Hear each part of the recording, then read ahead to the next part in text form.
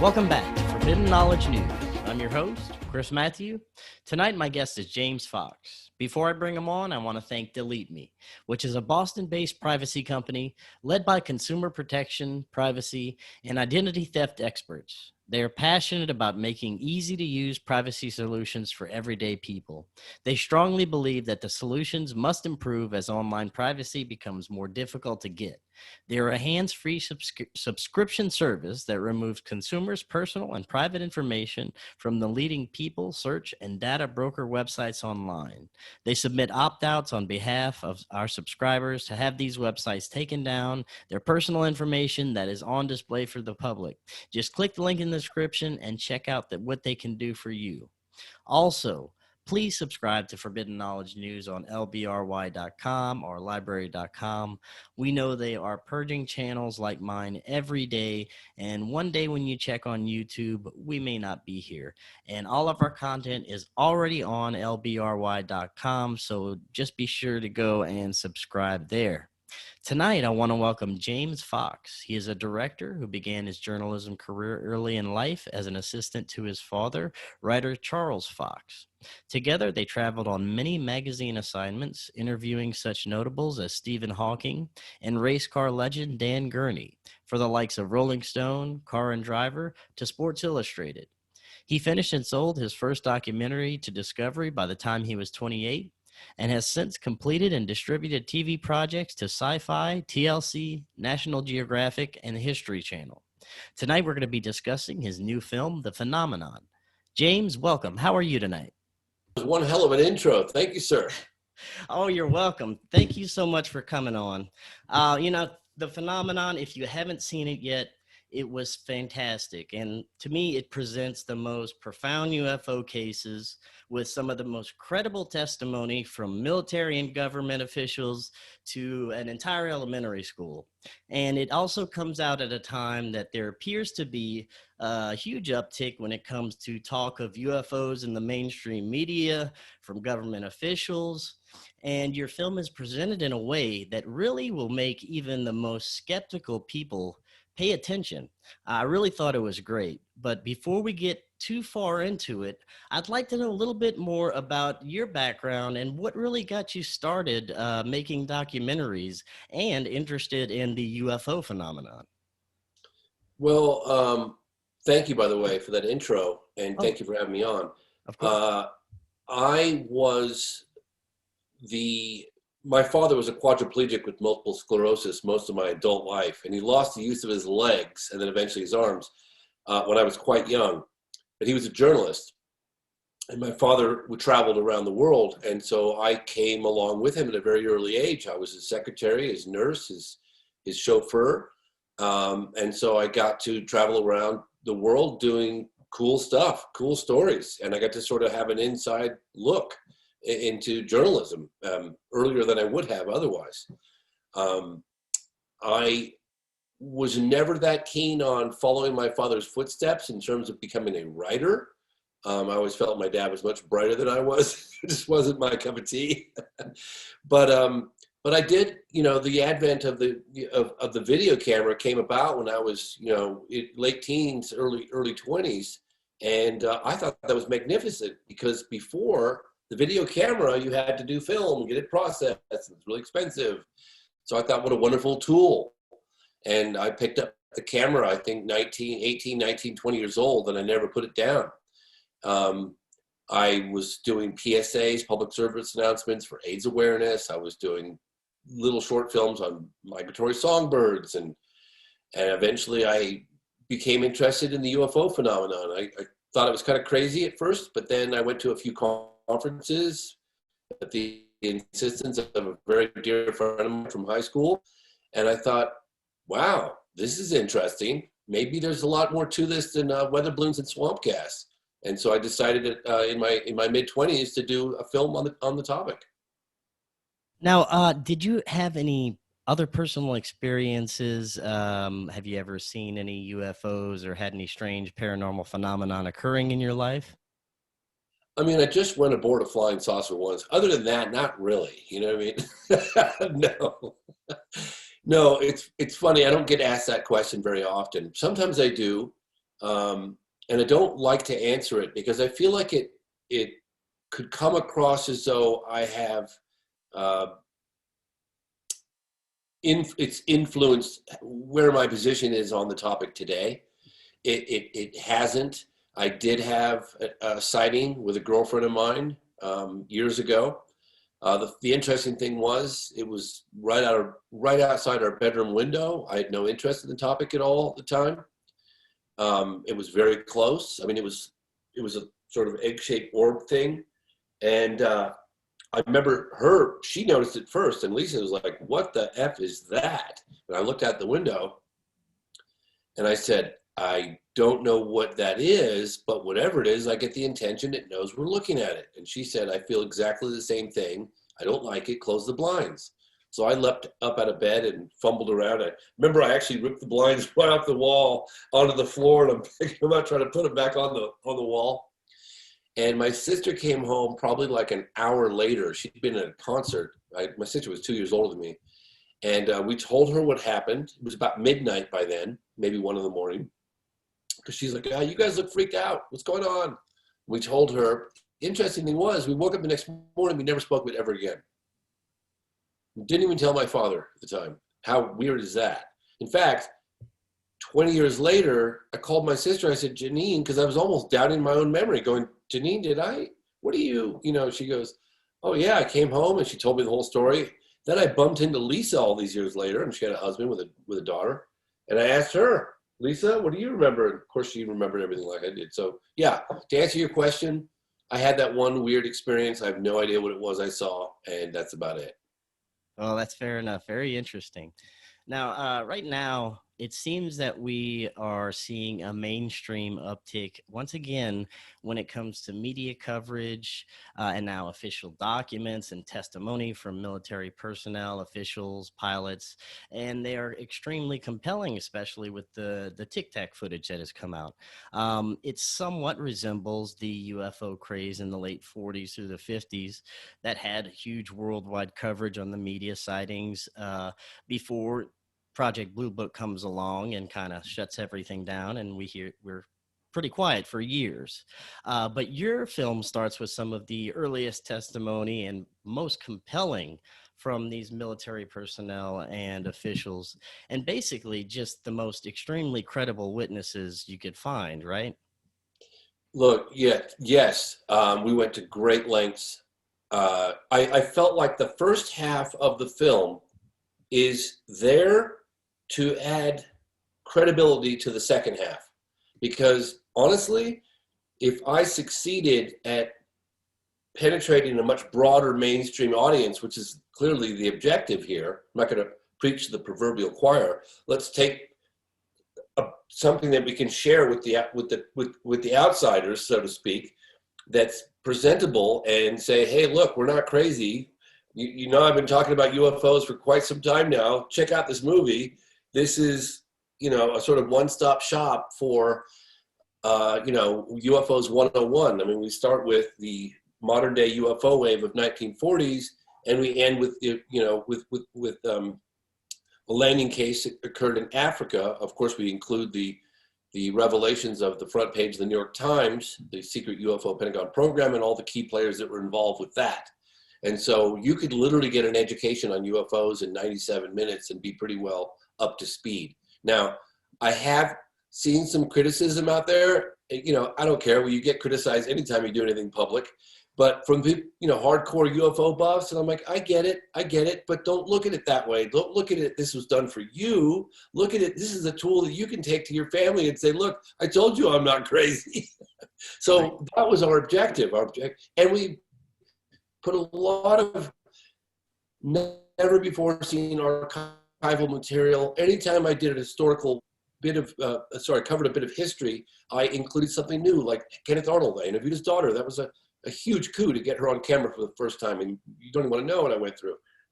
William Nash and Fortenberry case of 1952, right before the White House was buzzed. No historian has ever seen the interview with William Nash before, the commercial airline pilot, the guy that was in the radar room the night Al Chop, the night UFOs flew over the White House and the Capitol building, 2 consecutive weekends in July 1952.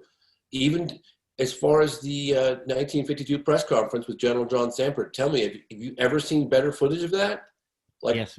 Yeah, it was what great. I went through to get, I contacted the owner of CBS to find the original film footage to have it transferred. It's beautiful.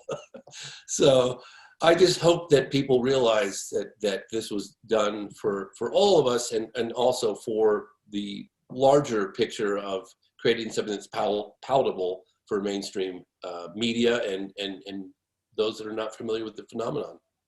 And as far as the first half of the film goes, you mentioned, testimony from people such as Kenneth Arnold, William Nash. What were what were your favorites? And for if the audience isn't familiar, maybe tell us a little bit about each case, maybe the Kenneth Arnold case, and some of the most compelling for you.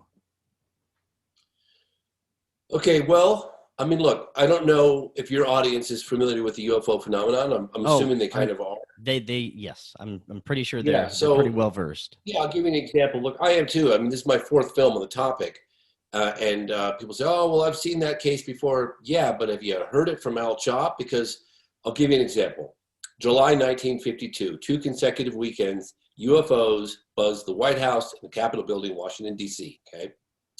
They scrambled jets to intercept. We got all the original headlines. We got audio recordings. And then we have an interview with a gentleman named Al Chop, who was in the radar room the night one of the jets intercepted and caught up with these unknown objects over the Capitol and over the White House and over that whole area. Hearing his testimony, because we'd never heard from the pilots, but hearing someone who heard the voice of the pilot, someone who spoke to the pilot after the incident, and hearing what he said, do you know what it's like to fly at roughly 600 miles an hour in the pitch darkness and suddenly find yourself surrounded by unknowns? I mean, just put yourself in that pilot's shoes for a moment. I mean, the Air Force went to great lengths to make damn sure that we never heard from those pilots. Have you noticed that? Like all this hoopla about it. We got the press conference with General John Sanford at the end of it. All this stuff goes down, but we never hear from the pilots. The media never hears from the pilots. I mean, don't you think that's who you'd want to hear from, especially if they try to write it off as Right. weather phenomenon? So, that was incredible to me to think about, just putting myself in that pilot's shoes. Just before that, there was the Nash and Fortenberry incident, where you have 2 commercial airline pilots flying at, I don't know what their elevation was. I'm going to guess it wasn't that high, 9,000, 10,000 feet. You'd have to look it up. But they had discs, 9 of them, fly underneath their plane. And they could see the ground, and they could see the lake. It was a lake or an inlet below them. So they had a point of reference, and they could judge the speed of these objects. And they flew in and then did an extremely right angle turn without slowing down and flew out. It's an absolutely fascinating case that took place in 1952. And then, of course, you've got the landing case in Australia in 1966 at a school. Most Americans have never heard of that case. I certainly hadn't. You've got over 250 witnesses in broad daylight of an object landing. That's incredible. Right. So Yeah, I do want to get to that a little bit later, but what would you say to the extreme skeptics that say even back then that these were just maybe experimental aircraft from the Soviets or different countries that were working on, or even our experimental aircraft that we were just covering up?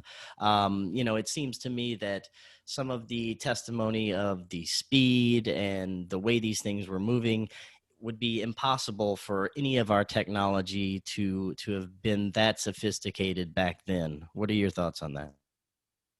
we have the former Assistant Deputy Secretary of Defense for Intelligence, Christopher Mellon, who said, just in the movie, he said it to me personally as well, we don't have that today, even on the drawing board, okay? That's today.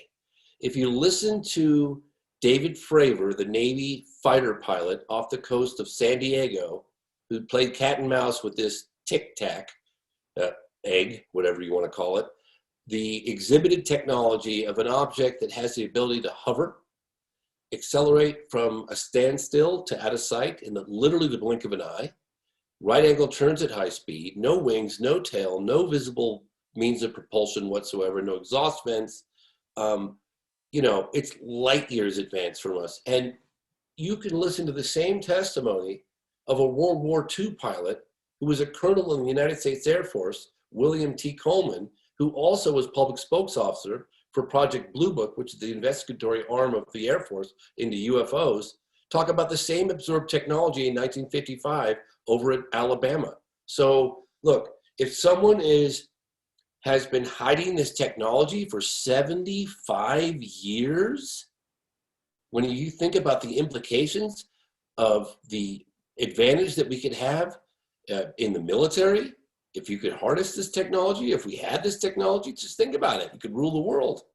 So I talked to the military and government officials all around the world. They're like, this is not us.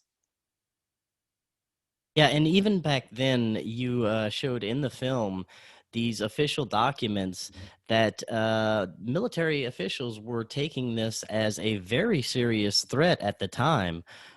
You wouldn't hear about these documents coming out until recently, but they were taking this very seriously for a period of time, right? Look, you go look at the Socorro 1964 UFO landing case with witness police officer Lonnie Zamora, okay? We uncover all the Air Force internal documentation as part of Project Blue Book, the original files from the Air Force's own Project Blue Book files, okay? You can see from Richard T. Holder, who was the first military officer on the scene, plus Project Blue Book goes there, Dr. Jalen Hynek, scientific advisor to Project Blue Book. This is the most well-documented close encounter of the third kind in US history. So you've got a credible witness, a police officer in uniform on duty, reporting not just a UFO, he called it an egg, Fravor called it a tic tac, no wings, no tail, no visible means of propulsion, it was all, but he claimed to see beings as well. So you can make the argument just on technology alone, but you take it a step further, and then you have these close encounters of the third kind, which the Air Force took very seriously, as early back as 1964, where they've even documented the landing site and built and drew diagrams. We feature these in the film, where you can see they knew where the footprints were in relation to the landed UFO of these occupants, and they were exactly where Lonnie had said they were. They took the case very seriously. They took the officer in, they interrogated him, talked to him about it. They knew it was a close encounter of the third kind. They knew what they were dealing with. So, it's difficult for the Air Force, I understand, because they're kind of they're in a very tough spot. When your job is the security of our airspace, and you've got objects, technological objects, engineered objects of unknown origin, whizzing around our airspace with impunity, flying rings around our fastest jets, you don't know who they are, where they come from, or what they want. Shall they turn to be hostile? I'm not saying they are, but shall they did turn to be hostile, you've got no visible means of defense against them. That's a very difficult thing to disclose to the general public. So you can kind of see, I hate to say it, but you can kind of see why they were reluctant to go, this is what's going on. We don't know who they are. Right. And when you're talking about compelling documents, you also had a part of the film where the great scientist and ufologist Jacques Vallée found a document that he claimed changed his life forever. Talk a little bit about that. It's interesting. Not that many people pluck that out from the documentary, but a handful of real true researchers do. And so I'm glad you noticed that, because that was a tricky document. And quite honestly, if it wasn't for Jacques' insistence, we were like, are we going to mention this? But Jacques really said, you don't understand. Like, this is There are so many documents out there that are not legitimate. This is a bona fide legitimate document that I personally uncovered, and I personally got declassified. It took them great lengths to do it. But what it revealed is that during times of Project Blue Book was a parallel, super secret, super well-funded UFO program, Project Stork. The memos, I think, is signed by referred to the Cross memo. But basically, it's a super secret, underground, highly classified UFO program where they were taking this topic extremely serious, and it made you realize that Project Blue Book was just nothing more than a dog and pony show. And that's why it changed Jacques' perspective and his whole world, because they were doing exactly what he would have liked to have been doing at that time, but they were doing it completely underground, stealth, off the radar. Right. And when you're speaking of Project Blue Book, I was just about to ask you about that because it to me it was just from the get-go, it was just a reason to kind of silence the whole phenomenon. They just put the Hynek and his crew out there to debunk everything, and the best part for me was when Hynek finally turned around and started believing in the phenomenon and going against it. And you talked a good bit about this in the film, and I thought it was a great addition for it. Oh, thank you. Well, one of the secret little behind the scenes stories that we did not reveal in the movie was that Jacques Vallée was at Wright-Patterson Air Force Base in April of 1964. I believe it was the only time he ever got a full tour of the base. And he was there with Dr. Hynek, and he was trying to tell Hynek, look, you've got to look at these Project Blue Book files that have been classified as psychological, because those are close encounters of the third kind cases. And they're just quickly dismissing them because they don't know how to categorize. That's just too out there for the Air Force, right? And he was telling Hynek all this stuff about cases that were happening in France at the time, and these, reported beings that were associated with the craft. And then literally 2 days later, Hynek gets a phone call, landing in Socorro, and off he went.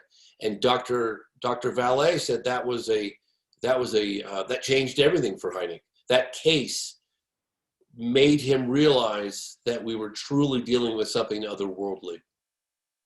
Yeah, that was awesome. Now, something I want to get into is really fascinating for me is how these UFOs, or whatever they may be, have a history of shutting down nuclear devices and nuclear plants and things of this nature. And you covered that in the film as well, and you covered a couple of different instances. The first one was Ellsworth, and then we have Bentwaters. Could you talk a little bit about those cases? Yes. So funny enough, let me back up a little bit, because we were in the studio, and I had I'm an editor myself, but I had a couple of other people that were editing with me. And my buddy Lance Mungia, he did a film, Third Eye Spy, about the secret CIA psychic spy program. And he came to edit with me up north. He lived in Southern California. And he came up with a really good idea when we were listening to like these archival UFO encounter reports from the 40s, 50s, and 60s. Then we had some really compelling stuff that had taken place at Holloman, White Sands, and areas of Texas and Socorro, just all around those areas.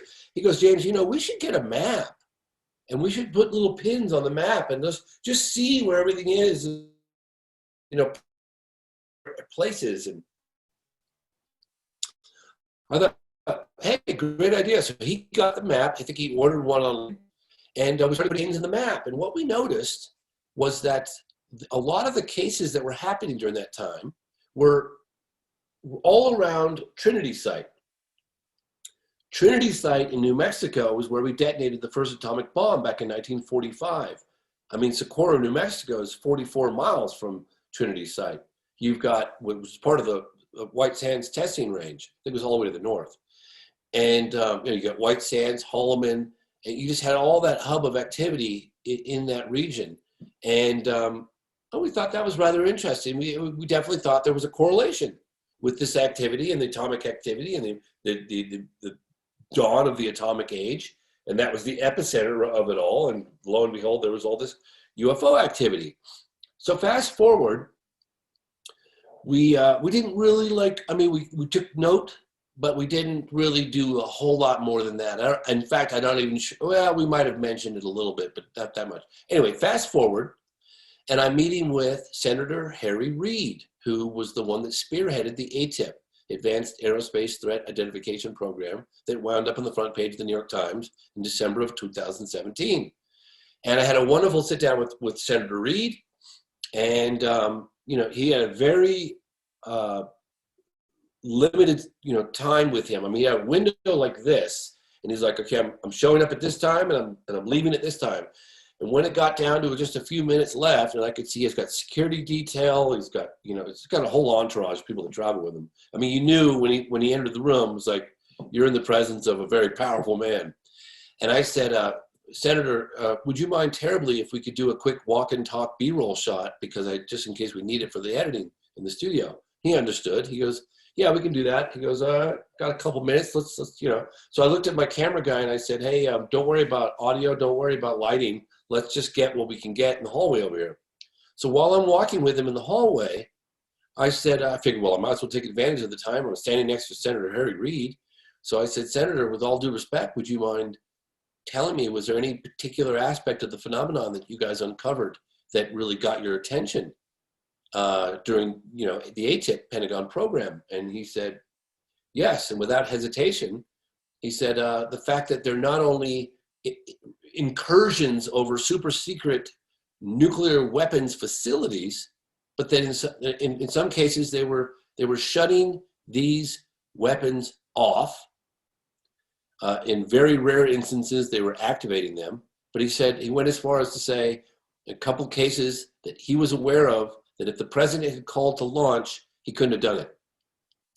And I thought, did I just hear that straight? I mean, I can't believe the level of coming from this man that he's talking about.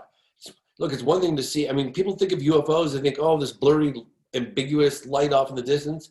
Now we're dealing with a level of confirmation of the fact they exist, and the fact that these guys are shutting off our nukes, these incursions all over our the most secret, secure military installations on Earth, and they're just flying in, shutting stuff off. So I said, okay, we need to look into this. And I'd heard about it in the past, not like I was blind to it, but having that level of confirmation from a gentleman of that stature, it was like, okay. So I reached out to Robert Hastings, who wrote, he's the godfather of UFOs and nukes, and he made all of his research available to us. And I think we spent the better part of a year putting together a very poignant, 8 to 10 minute back-to-back testimonies of these high-ranking military officers whose job was the security of nuclear weapons. I mean, it doesn't get any higher level than that. And it's absolutely fascinating. In fact, most people that see the film for the first time, just between that and the landing in Africa at the end, they say, I just had a paradigm shift. You just changed my whole world. So it's fascinating stuff. It is, and it makes me wonder, a lot of the phenomena seem to have an uptick after we started testing and using nuclear weapons. I'd like to get your thoughts on why they are coming. Do you think they're giving us a warning, telling us, hey, what are you messing with here? You shouldn't be doing this, and just shutting it down just to tell us, look what we can do. So, be careful what you do on your planet. That, to me, that's, I think, the message that they're sending. What was your first clue? No. Launch Control Officer Colonel Robert Salas put it to me, and I met with him in person. And I was just gobsmacked by the whole thing. And he said, well, to me, the message is pretty clear. He's very calm. You could realize why this guy was a launch control officer for nuclear weapons, because he had nerves of steel and nothing got him excited. He was very calm.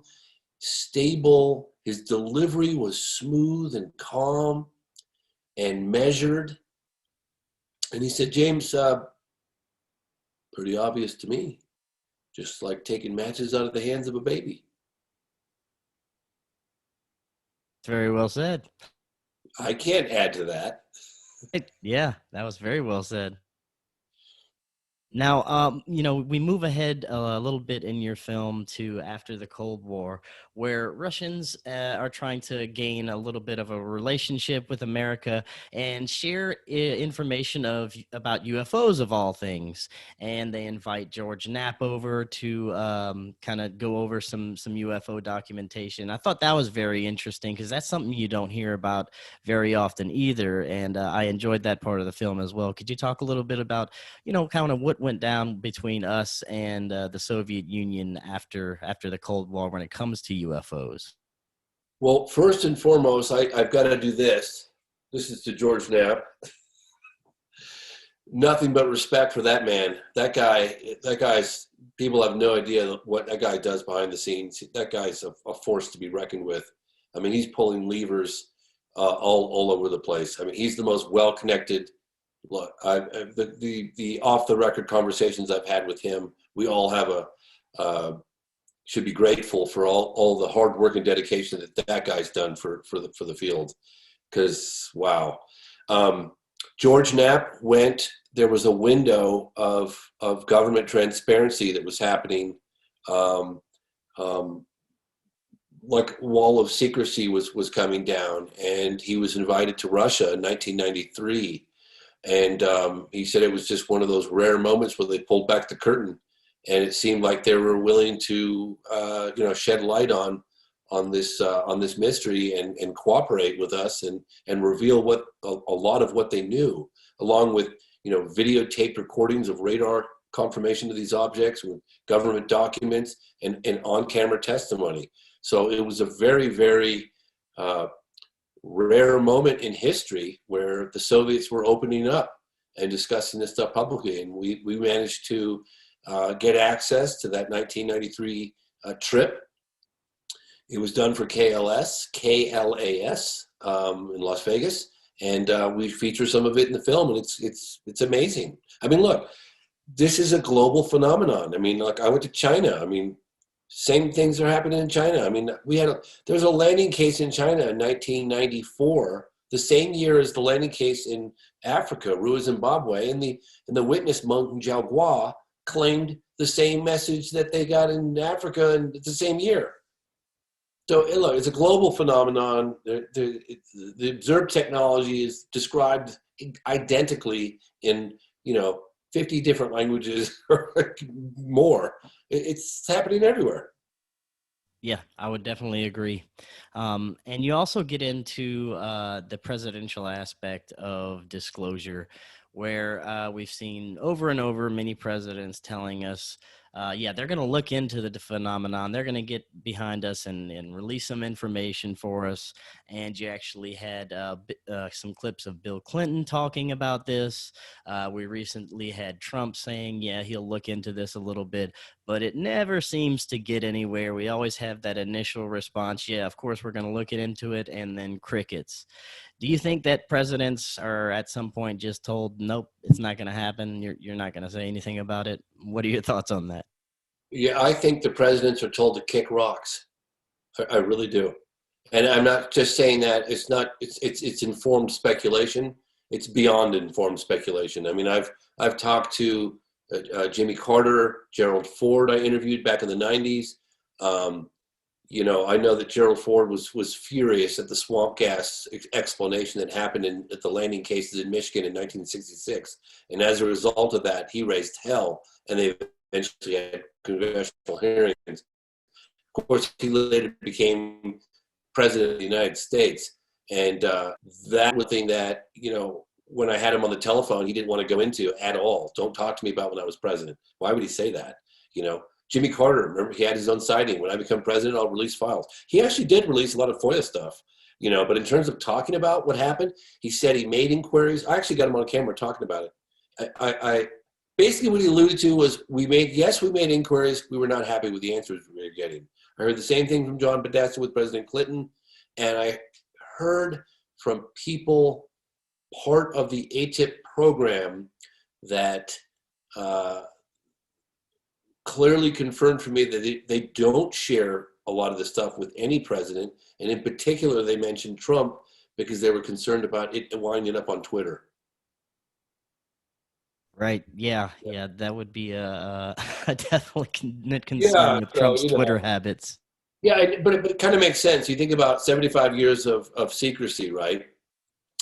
And you get an elected official, a minimum of 4 years, a maximum of 8 years for the presidency. You're going to debrief him on 75 years of history, and then he's going to become a civilian again, like 4 years or 8 years later. I could kind of see why they wouldn't do that. And look, I'm sure the vast majority of the stuff today is probably in the private sector anyway. So, that's just my 2 cents. Right. And you mentioned in 2017 when the ATIP program, when the media kind of got wind of it, that's when everything started blowing up and picking up again. But to this day, we're still hearing, more and more UFO talk in the media, in the mainstream. And now we have a Space Force that, of course, President Trump is talking about. Do you think that we're ever going to have any further kind of disclosure coming from our government, which I personally don't see it happening? I think it's going to be up to, independent researchers like yourself and others that are going to bring this to the forefront. But what do you see happening with this modern disclosure? We have the TTSA, we have all the talk on the mainstream media, Navy pilots and officials are able to report this now. So it seems that things are changing, but I'm not sure to what extent. Well, I think it's a very good point. And keep in mind that it's much more difficult for those in power, whoever they might be, whoever the people that are covering this up might be.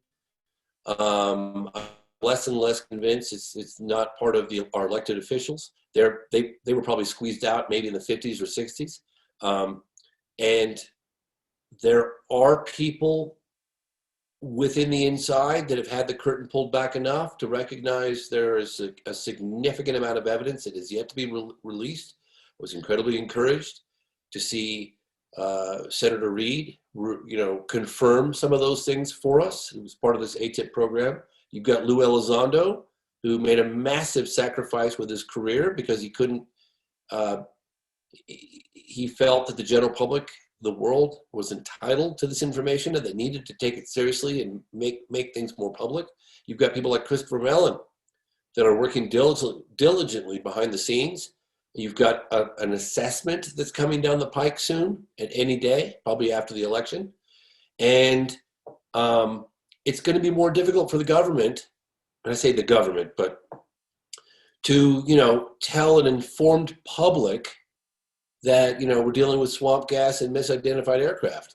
And that's one of the reasons why we put a little call to action at the end of the film.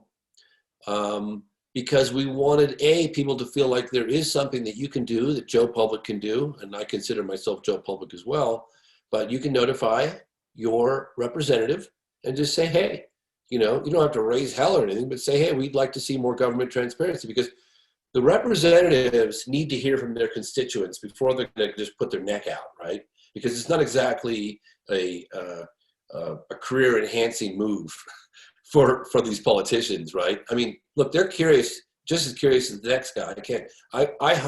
I handed out 535 copies of my film out of the blue to each and every member of the House and Senate. I mean, I addressed it to their chief of staff, and because that's the person I dealt with, and I found it tremendous on both parties. Look, this is an apolitical, non-political, issue, which is very exciting.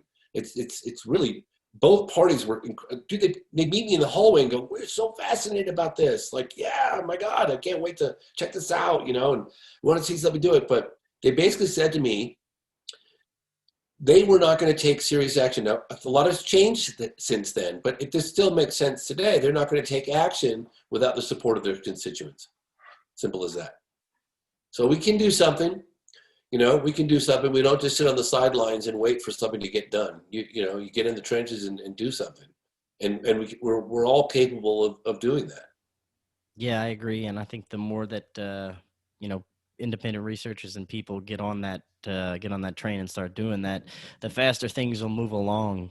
Now, in your film, when you were sitting down and talking to Senator Harry Reid, that was one of my favorite parts, especially when he said that there is so many documents about this that has never seen the light of day and probably never will. It just makes me think how many stacks or rooms or how much do they have that we are not seeing and that they already know about, which is insane to me because, that could be anything. And the amount of technology that they could already be working on could, possibly change our future forever and we wouldn't know it. You know, that was a moment for me when I met with Harry Reid because, you know, there have only been a handful of those moments in my life career and I've made 4.5 movies on this topic. I say 4.5 because I spent another 2.5 years on Out of the Blue after I finished it after 5 years, and I spent another 2.5 years on it. So I spent 7.5 years on Out of the Blue. It's 2 different versions. So I feel like that was kind of a half doc. But and I had a couple of wow moments, and that was one of those wow moments. And I wasn't sure how far I could push his comfort zone.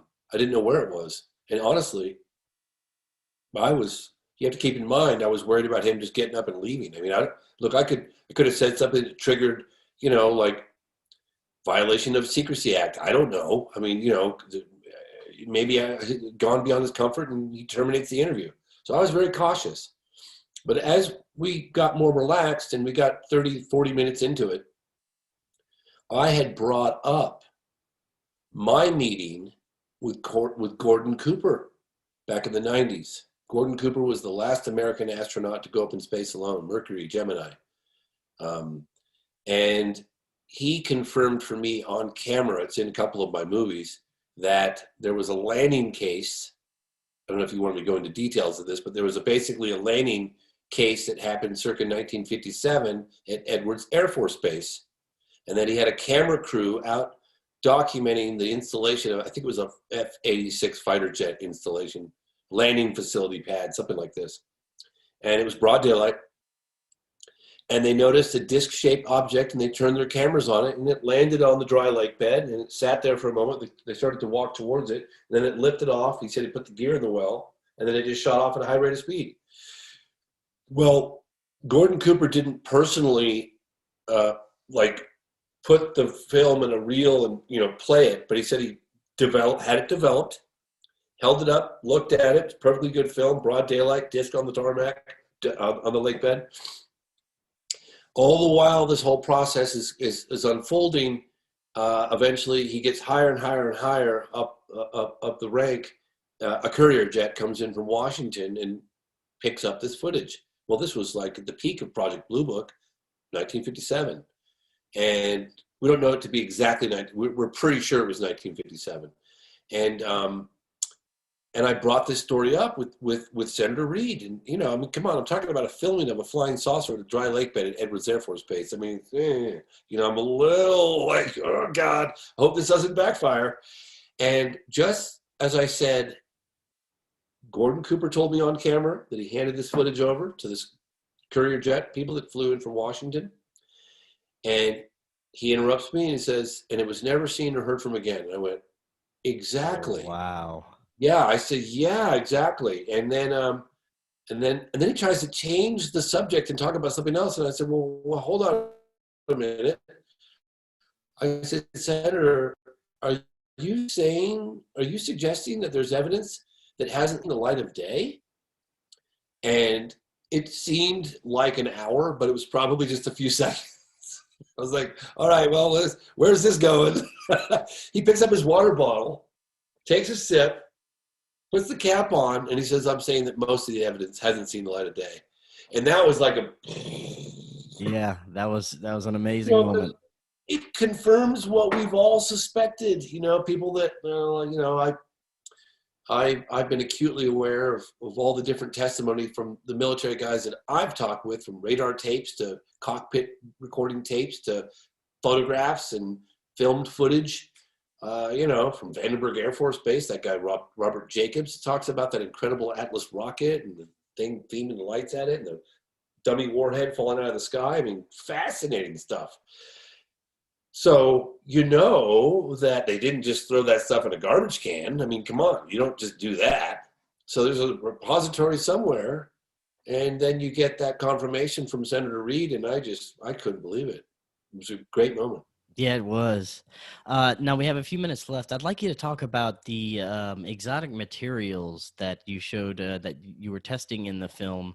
A little bit about the origins and what exactly it was, and what the results were of these testing of these materials. I can neither confirm nor deny. Good answer. Sorry, I had to joke a bit with that one. So we were probably working with Jacques for about a year. Never said a word about what he was doing in the lab in Silicon Valley. I mean, the guy was just, zip.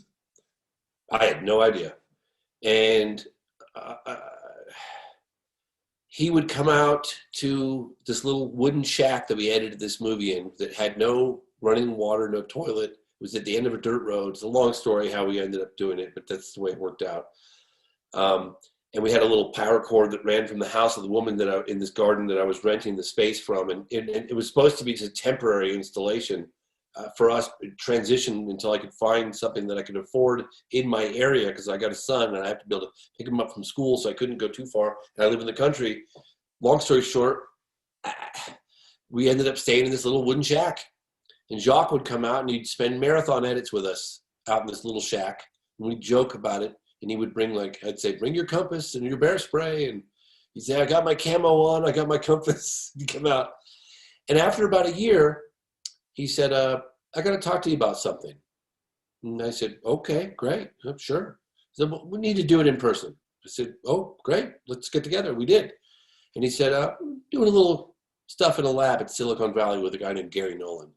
And I thought that, we'll talk a little bit about it on camera for the movie. I said, great, yeah, tell me more. He's like, well, we've got this state-of-the-art new device that looks at things at the atomic level. Apparently, it's some revolutionary device technology that Gary Nolan has, been putting together. I wouldn't even want to guess what the price tag of the device is, but it's very serious looking. And Dr. Valet has been collecting material from cases dating back to 1947, and for decades. He's been traveling around the world, meeting with witnesses all over. So he's got them. He's in a vault, and their preliminary analysis. And mind you, people say, "Well, you didn't give us enough information." I was like, "Well, it's not up to me. You're dealing with scientists that need peer review. They need to be published in a scientific journal, and everything needs to be cross-checked." And but they did say, "Look, these preliminary results are startling. We're dealing with something that's engineered at an atomic level, and we don't understand it. In fact, to duplicate it would be in the billions, and even if we could duplicate it." And I thought that was incredibly fascinating, because you're talking about physical evidence that could be replicated and analyzed in a lab.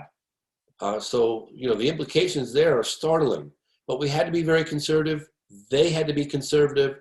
Gary Nolan works at Stanford University. I mean, look, he can't just go out making wild allegations, wild claims without, backing those things up. And they're in the process of doing that.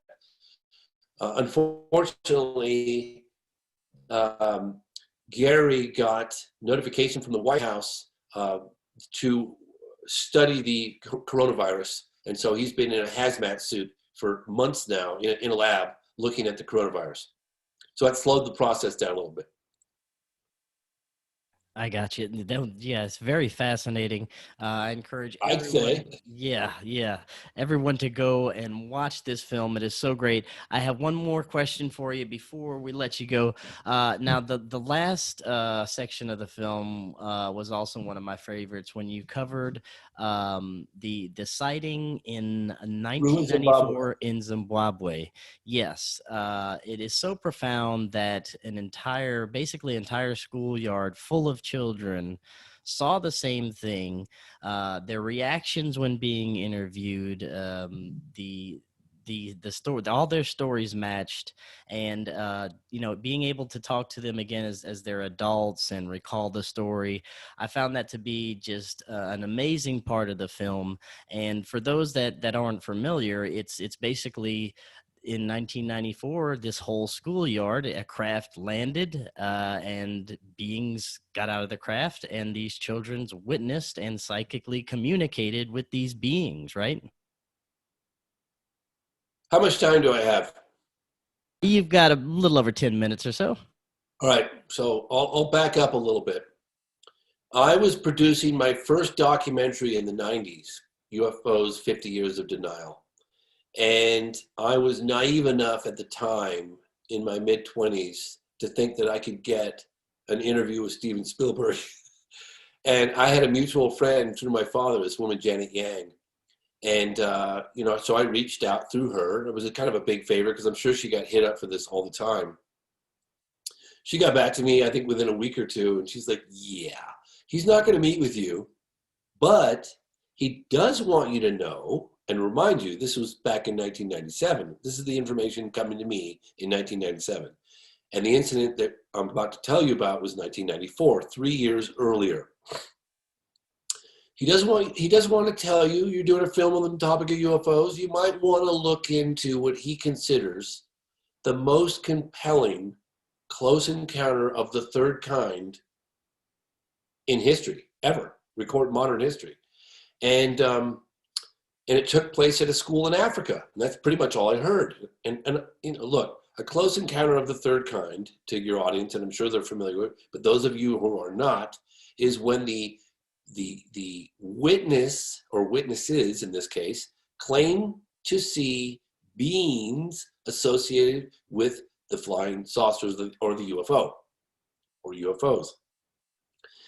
Well, I said to myself, it was like a knee-jerk reaction. I mean, it was so quick. It was like, I'm not going to look into that, because my feeling was, and my level of conviction was 100%, there's no way that a landing and a close encounter of the third kind can take place with that sheer volume of eyewitness testimony in the whole world, not know about it. I'm sorry, but I just forget about it. I didn't look into it for 10 years. Fast forward 2007, I'm doing the National Press Club event with Leslie Kean. I made a movie about it called I Know What I Saw. And I meet a gentleman, Randall Nickerson, who's working on that case alone. And that kind of piqued my interest a little bit. And eventually I looked at there was a Harvard psychiatrist by the name of Dr. John Mack, who flew in to Harare, which is the capital of Zimbabwe, and he drove out to the school in Rua, rural area, aerial school, and he interviewed roughly 66 children. Now, people think that there were only 66 witnesses. There were actually 100 witnesses, and there were adults all over the town for several days that saw the UFOs. The UFOs just happened to choose the school to land and the occupants to get out. God only knows why. This object or objects landed during morning recess, roughly about 10 a.m. The occupants, and some say there was one, most kids say there was more than one, most kids say there was more than one UFO, but the experience was just a little different for all the kids, because some of them saw 2 UFOs, some of them saw more than one. But you can imagine, if you see one being, you're so fixated, you don't even think to look to see if there's other beings. And this Harvard psychiatrist interviews 66 out of the roughly 100 children that were in the playground that day. And the testimony from these children is, to say profoundly moving would be the world's biggest understatement. They're drawing the same thing. They're describing the same thing. It was broad daylight. It lasted between 12 and 15 minutes. And then we tracked down the students with the help of this guy, Randall Nickerson, who's been working on a film, who's actually got a film coming out that's produced by Dan Farrow. He's one of our producers. He's one of the producers, I think, next year on this, which just deals with just this case alone. And they say the same thing as adults. In fact, they've had more time, obviously 20 years, to really think about, their experience and process their experience, and then talk about the message that they received. They apparently received a message, the children, according to them, of environmental destruction, devastation, things of that are kind of what we're experiencing today, back in 1994 in rural Africa. Right. That was extremely compelling, and I love the way that it ended on that story. Now, a final thought from you. Do you think that these beings are a threat? Are they friends? Or maybe both? Some threat, some friends. What are your thoughts on that? Well, look, I've talked to a lot of military guys about the observed technology, and they said right away, look, man, if this thing wanted to do me harm, it would have been no problem, because this thing flew rings around me, man. And I interviewed the former governor of Arizona, Fife Symington, when he witnessed that massive UFO flyover from March of 1997. He's a captain in the Air Force, pilot. He said he looked up at that thing and he was like, holy moly, just the sheer size of it, the technology. He was like, I wasn't scared, because if they were here to do us harm, we'd know it. And so, you have testimonials like that. And then you have the children saying that they were not scared at all. In fact, they said the encounter was benign. I mean, it was more like these beings were just as curious about the children as the children were with them. And it was this very beautiful sort of moment, this standoff moment of observation and curiosity and mystery. So again, there are going to be people out there that disagree with what I'm saying, but from the witnesses that I've talked to, both civilian and military and government officials, we have nothing to worry about. Yeah, I think I would agree with you for the most part. For even if there are malevolent ETs out there, for the most part, I think they are here for, if not to help us, to at least observe and maybe try and keep us on the right track. Maybe put a tag in us and watch us a little bit. Yeah, maybe a little bit of that. Who knows? Kind of what we do in the nature reserve, Hey, check that right. one out. Let's put a tag in that thing. You never know. But James, thank you so much for coming on. I'm going to leave a link to the film in the description. If people want to find out more about you, your other films, and to see the film right now, what's the best way to do so? So I'm glad you asked. The film is the website is www.thephenomenonfilm.com. Thephenomenonfilm.com. There are 2 platforms for no extra cost. If you are going to buy it, you can rent it for like $3.99. But if you're going to buy it for like $12.99, iTunes and Vimeo offers 3 hours of bonus material, and it's really great stuff that I put in there, like great historical stuff. So I would highly recommend doing that. The other thing I'd ask your audience, if you wouldn't mind, Pretty Please with Sugar on Top, if you could rate us on Rotten Tomatoes. It's free, it's quick. You can do it through Facebook or iTunes. We would greatly appreciate it. It really helps get the word out. Awesome. I'm going to go leave myself a rating right now. I appreciate that. Thank you so much. All right, James. Thank you so much. I'd love to have you back on in the future sometime. Look forward to it. All right. Have a great night. Bye.